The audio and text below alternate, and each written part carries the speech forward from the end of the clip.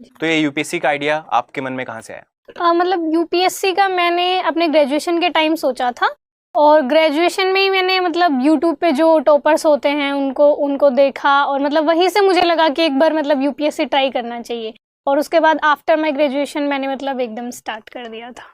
और जैसे कि हम जानते हैं आपने तैयारी ज्यादातर घर से ही की है। Yes yes. तो दिव्या, कितनी मुश्किलें आई कि आप घर से अपने एक छोटे से कमरे में बंद होकर के आप तैयारी कर रहे हैं, आपके पास वो एक्सपोजर नहीं है जो यूजुअली सिटी में मिलता है। जी जी। तो कैसा था वो, कितनी मुश्किलें आई?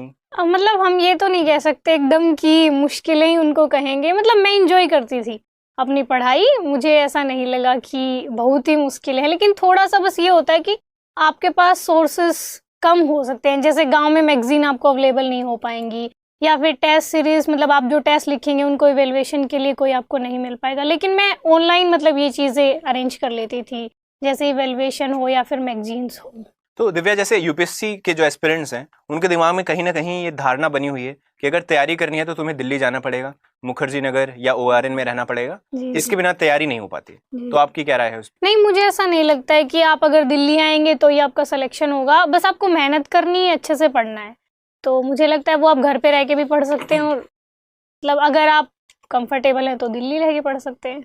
और आपने कोई कोचिंग भी नहीं की थी, आपने सेल्फ स्टडी की है? जी जी। तो दिव्या, अगेन कोचिंग को लेकर के आपका क्या ओपिनियन है? क्योंकि ये अगेन लगता है लोगों को कि अगर हम कोचिंग नहीं कर पाएंगे तो शायद हम डिसएडवांटेज पे रहेंगे।